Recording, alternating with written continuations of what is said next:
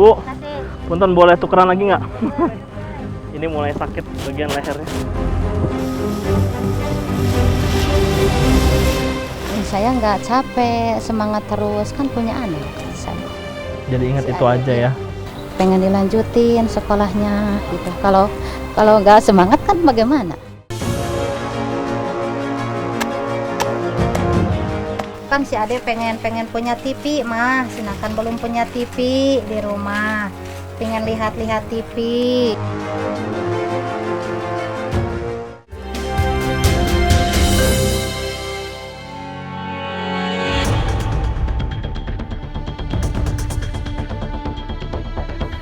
Di balik cantik dan menawannya pemandangan alam Kabupaten Garut bagian selatan, tersimpan pilunya kisah desa-desa tertinggal dan sangat tertinggal. Bahkan, jerat kemiskinan makin membelenggu saat pandemi COVID-19 melanda.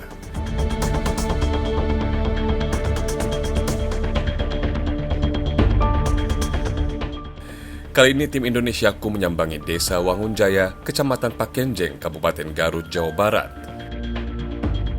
Bersama warga, kami berjalan kaki ke Sungai Cipenengen. Jaraknya sekitar 1 km dari area permukiman.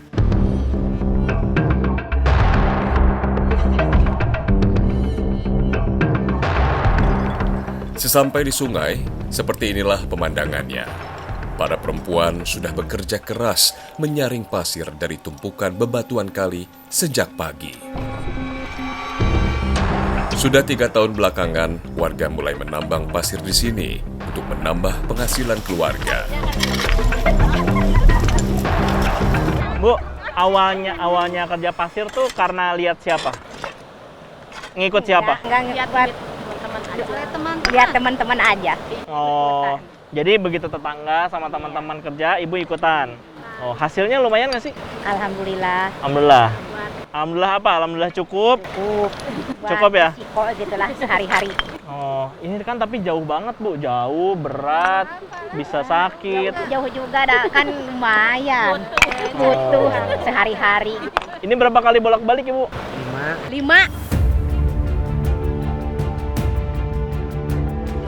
5 kali sehari.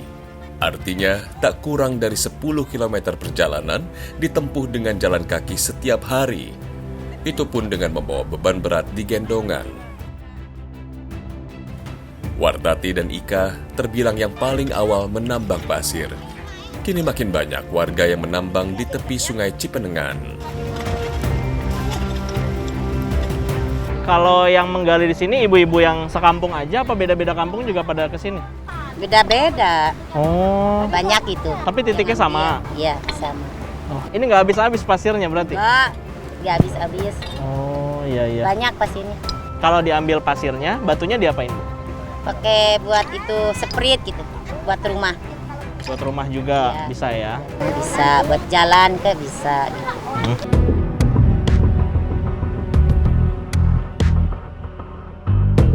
Dengan beban pasir di punggung, kami harus mendaki bukit dengan kemiringan 45 derajat. Perjalanan ini sungguh berat dan melelahkan. Bersama 11 orang perempuan penambang, saya berupaya menaklukkan medan berat ini.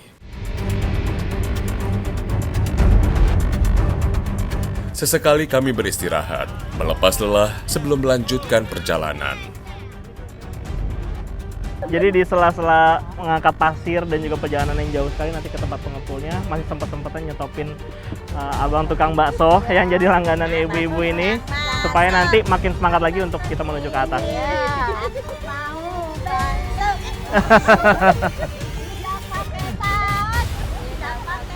Tawa dan senda gurau para ibu ini menjadi penawar lelah, yang sedikit mengusir rasa pegal yang mendera setelah menopang beban berat.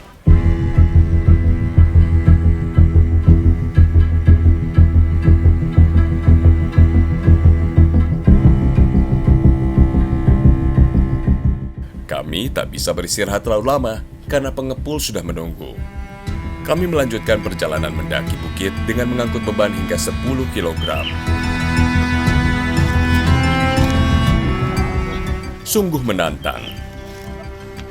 Bahkan tak jarang tubuh kami oleng ke kiri dan ke kanan. Resikonya, kami bisa jatuh terguling ke arah Sungai Cipenengan. Jangan bayangkan pekerjaan seberat ini akan menghasilkan uang berlimpah. Dalam sehari, penghasilan mereka tak pernah mencapai Rp10.000. Sungguh miris. Para perempuan perkasa ini tak kenal kata menyerah. Bahkan, beberapa orang di antara mereka harus bekerja sambil mengasuh anak.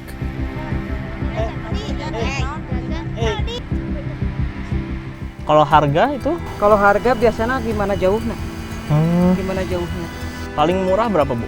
Paling murah 1.000 ya. 1.000? 2,5. Untuk aja Ya 1.000. 1.000 kemarin oke. Dekat gitu. Anu paling anu dekat kumaha jarakna. Itu 1.000 satu karung? Satu palkon. Satu ember ya? Satu ember 1.000. Terus kalau paling mahal? Kalau paling mahal pernah ya 5.000 pernah. 5.000. Ada gimana jarak jauhnya? Sungguh tak sebanding beratnya pekerjaan ini dengan penghasilan yang mereka dapat. Belum lagi beragam resiko cedera harus ditanggung para penambang.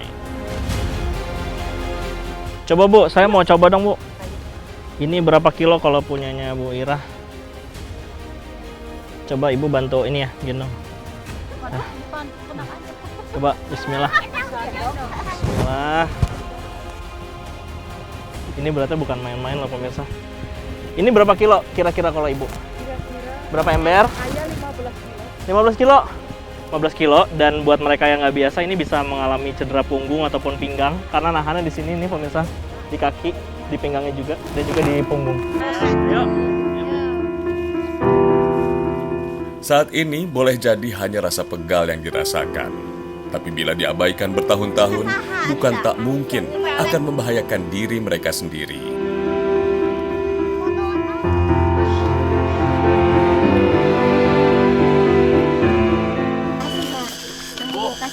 Punten, boleh tukeran lagi nggak? Tuker. Ini mulai sakit bagian lehernya.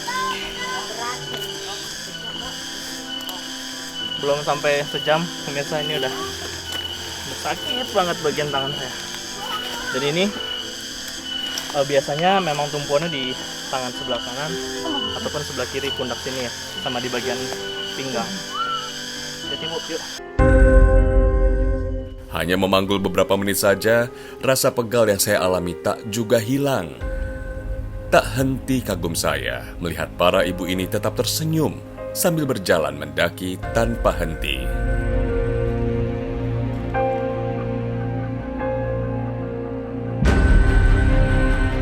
Setelah melalui perjalanan panjang, akhirnya kami sampai juga di rumah pengepul. Para penambang pun menumpahkan pasir yang mereka bawa. Rata-rata 5-20 kg pasir mereka angkut sekali jalan. Ikoy adalah satu-satunya pengepul pasir di Desa Wangunjaya yang menjadi tumpuan harapan para penambang. Sungguh miris saat melihat para penambang mendapatkan bayaran dari pengepul. Perjuangan berat sedari pagi hanya berbalas beberapa ribu rupiah saja. Ini Ibu kalau sudah dikumpul, itu nunggu berapa hari biasanya? Seminggu. Seminggu dikumpul. Ini nanti dibawa kemana sama Ibu? Ke jualannya, ke bangunan. Di mana itu? Di Lewo. Oh, jauh dari sini? Di mana baik gitu. Yang pesan sama Ibu langsung dikasih. Tapi selama corona ini gimana? Banyak nggak pesanan? Ada. Ada, walaupun nggak. Ada kadang-kadang lama gitu. Tapi kalau Ibu lagi nggak ada pesanan, berarti ibu-ibu ini nggak kerja? Enggak atuh.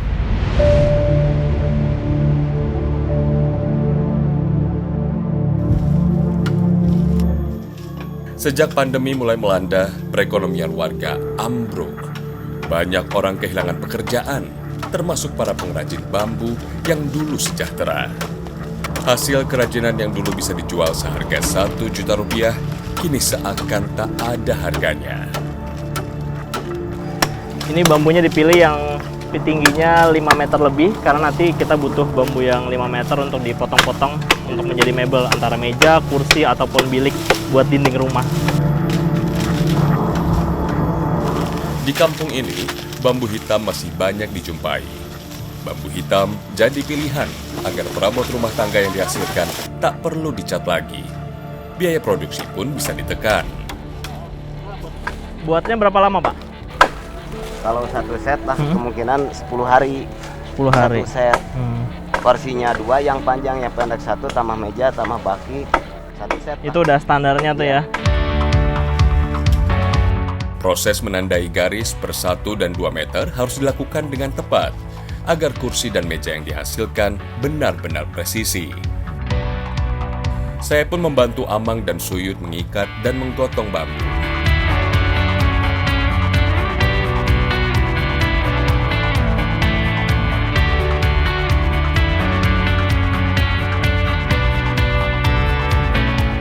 Ini berat banget pemirsa, walaupun 5-6 batang, tapi karena bambunya sudah tua, jadi satu batangnya ini berat sekali. Mungkin 10-15 kilo ini ada. Dan jaraknya jauh dari hutan bambunya menuju ke pemukiman. Ayo Pak.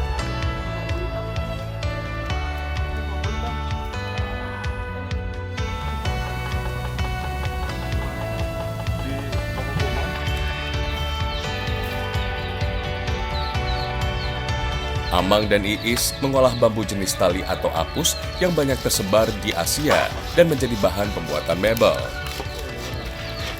Dulu usaha ini mampu menopang penghasilan warga. Sayangnya, kini tidak lagi. Hasilnya lumayan nggak sih Bu kalau dari bambu nih? Bilang cukup aja. Cukup aja? Iya. Nggak bisa menjanjikan juga dong ya? Iya. Saya pikir tuh kalau jual mebel gitu mahal gitu. Iya. Yang beli dari mana sih Bu rata-rata? Dari kebun, dari tetangga. Kini, Iis dan Amang hanya bisa menjual dinding biliknya seharga Rp10.000 per meter persegi. Itu pun masih sering ditawar hingga Rp5.000. Walaupun angka itu tak mampu menutup kebutuhan keluarganya, terpaksa ia terima daripada tak ada uang masuk sama sekali. Di masa pandemi ini pemirsa kita harus pintar-pintar mencari mata pencarian baru sebagai penopang perekonomian keluarga. Karena di desa ini masyarakatnya masih memiliki hutan bambu, alhasil mereka bisa memanfaatkannya sebagai bilik ataupun meja dan juga kursi yang akhirnya mereka jual.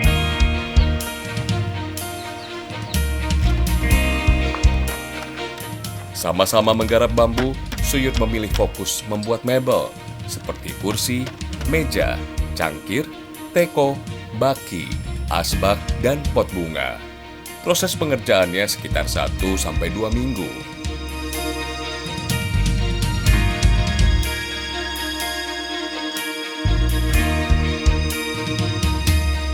Kalau sekarang selama pandemik nol lah. Belum ada yang beli sama sekali? Ada sih ada gitu, cuman nggak seperti dulu sebelum kena pandemik.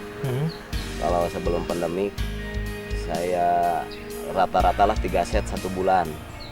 Kalau sekarang sudah pandemik Belum tentu. Kadang-kadang ada gitu, cuman beli 1 buat recehan di teras gitu. Sekarang